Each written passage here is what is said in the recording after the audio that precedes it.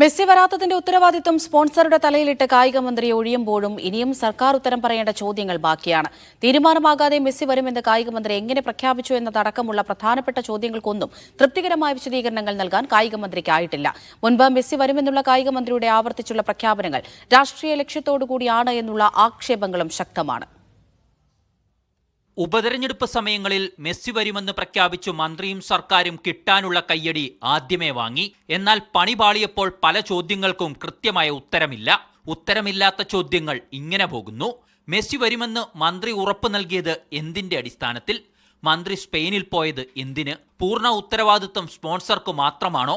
സ്പോൺസറെ ചുമതലപ്പെടുത്തിയ സർക്കാരിന് ഒന്നിനും ഉത്തരവാദിത്തമില്ലെന്നുകൂടിയാണ് കായിക മന്ത്രിയുടെ ഇപ്പോഴത്തെ വാദങ്ങളിൽ നിന്നും വ്യക്തമായത്. ഇതോടെയാണ് എന്താണ് സംഭവിച്ചതെന്ന് കൃത്യമായി വിശദീകരിക്കണമെന്ന ആവശ്യം പ്രതിപക്ഷം ഉയർത്തുന്നത്.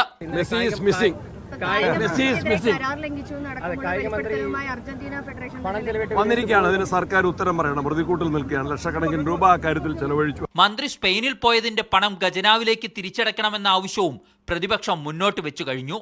അങ്ങനെ സർക്കാരിന്റെ വീഴ്ച കൊണ്ടാണ് അതില്ലാതായതെങ്കിൽ അതിന് വ്യക്തത വരുത്തണം. ആ വ്യക്തത വരുത്താൻ കഴിയാത്ത പക്ഷം പൈസ തിരിച്ചടക്കാൻ CPM തയ്യാറാവണം. മന്ത്രിയും സ്പോൺസറും കൈയൊഴിയുമ്പോൾ ചതിക്കപ്പെട്ടത് ആരാധകർ മാത്രമാണ്. കാര്യങ്ങൾ കേരളത്തിനു കൂടി പേരുദോഷം സൃഷ്ടിക്കുന്നതിലേക്കും എത്തിയെന്ന ആക്ഷേപവും ശക്തം. മീഡിയ 1 തിരുവനന്തപുരം.